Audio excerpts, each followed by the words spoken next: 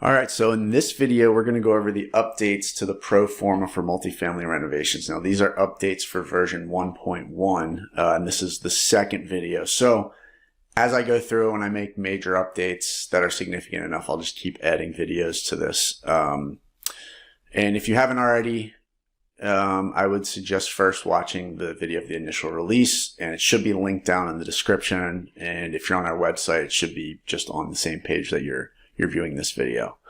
So this will be a relatively straightforward video. I'm just going to go through the updates that are here under the version 1.1 in our cover tab. So first thing we did was we added the ability for interest-only debt. And so you can do that right here in the debt section on the summary tab. So previously you only had these three options, and now we have the ability for interest-only. The second thing we did was we added a draw schedule for loan disbursement. And so that's here in the monthly cash flow tab. You'll see this down here, and you'll see how the loan disperses over time.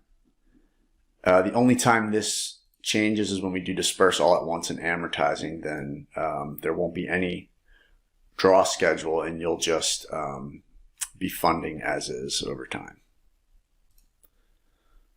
So the third thing here is we added an interest-only period section in the summary tab. So really all that is right here, but it's good to know. So anytime you have an interest-only scenario, so interest-only until fully dispersed is typically when you'll need it. You'll see, okay, there's 23 periods, which these are months. So interest-only period, I'll add months here. So these are how many months you have of interest-only.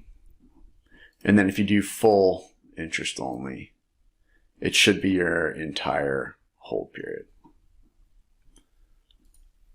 All right, so next thing, corrected error in unlevered cash flow. So that's in the annual cash flow tab. So I think prior, this number, oh no, I think it was in the monthly. Let me get there. Yeah, so this previously in version 1.1 was pulling from NOI, and it should have been pulling from cash flow from operations. So that's been corrected. And then made backend debt calcs viewable for users in the monthly cash flow tab. So there's a lot of nuance that's happening down below here.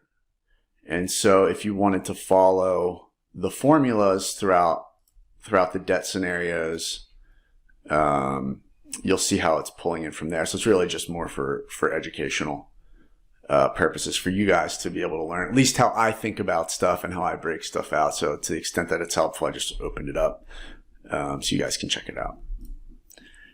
And you know, I think there were a couple other sort of nits and gnats that were updated, but those are the major stuff. So that's it.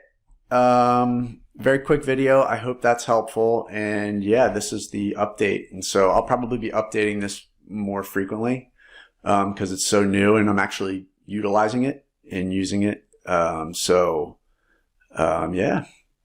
hope this is helpful, and I will see you guys on the next video. Thanks.